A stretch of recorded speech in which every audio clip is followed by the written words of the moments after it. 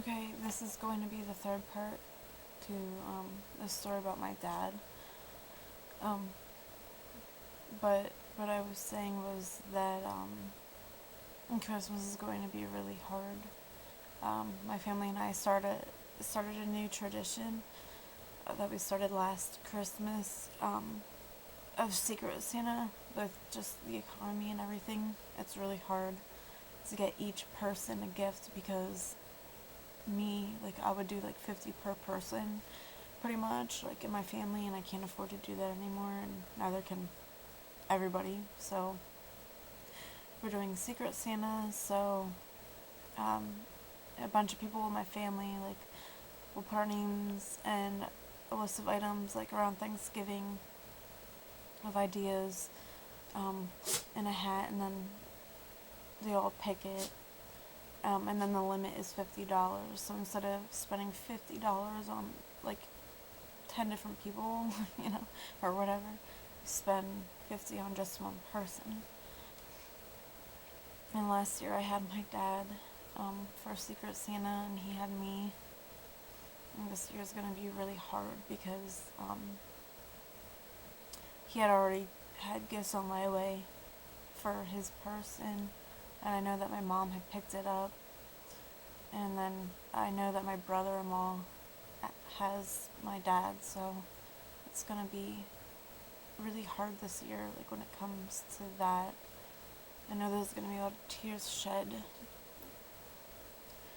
Talking about this helps me. What's today's date? The 21st of December.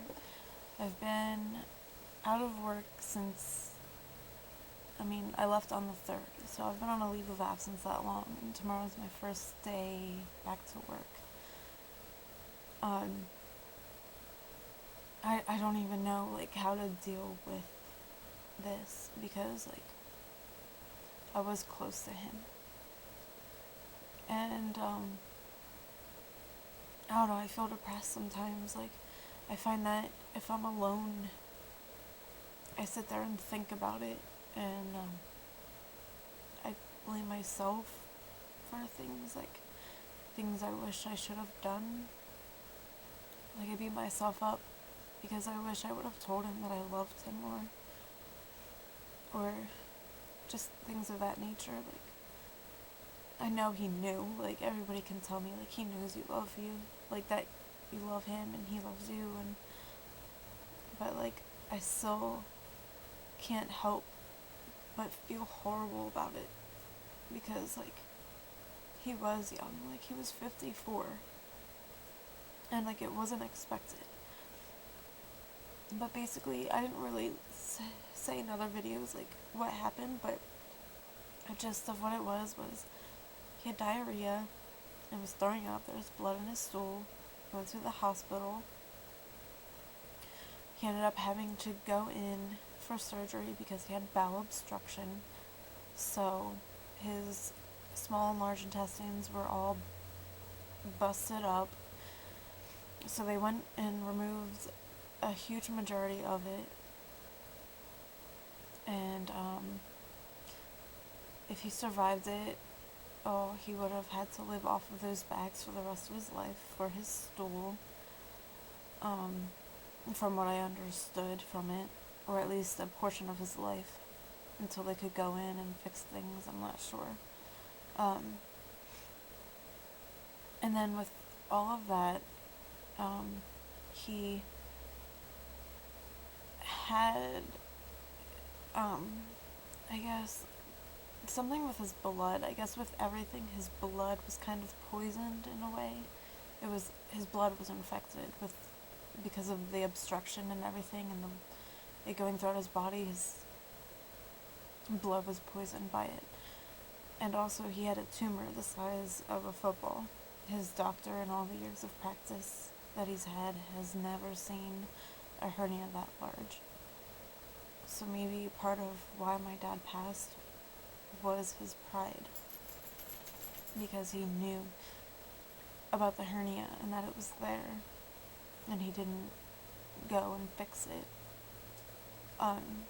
But I think that his heart couldn't handle it that's probably also caused because he had surgery on his heart before.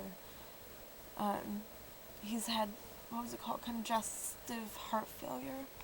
I guess it fills up with fluid, or I don't know, but I guess his heart couldn't handle all of the medications and things that they were giving him, because at first his heart rate was 160, they wanted it at 60, and then it drastically changed and it was below 60 the day that he passed.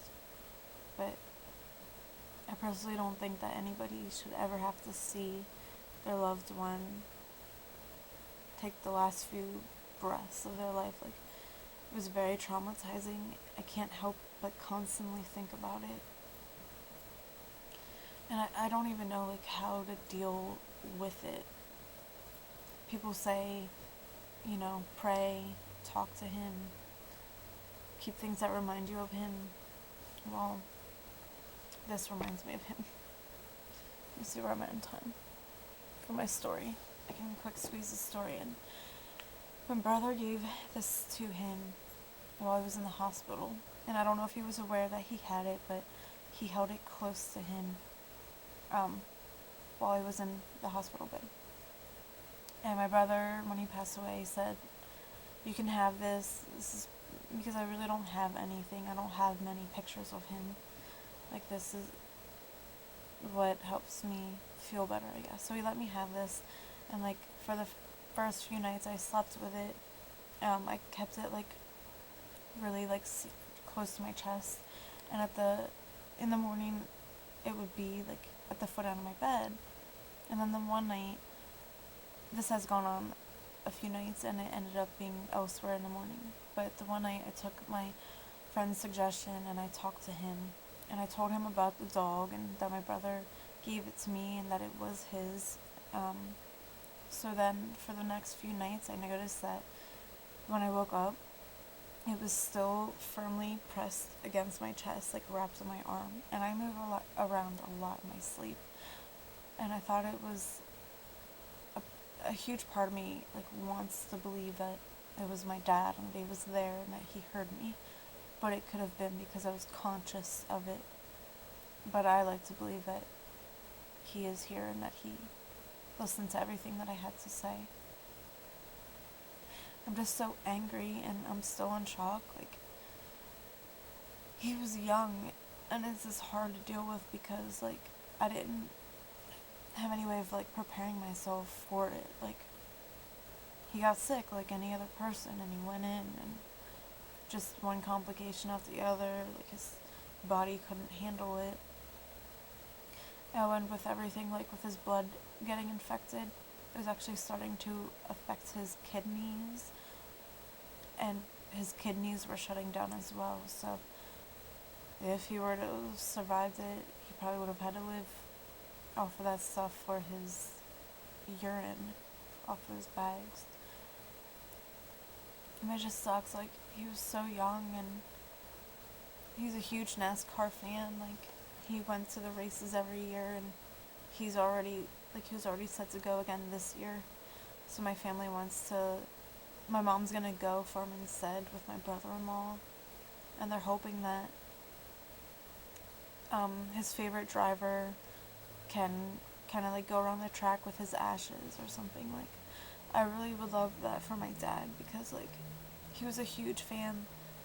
He collects a lot of memorabilia of sports, like cards, baseball cards, and NASCAR stuff.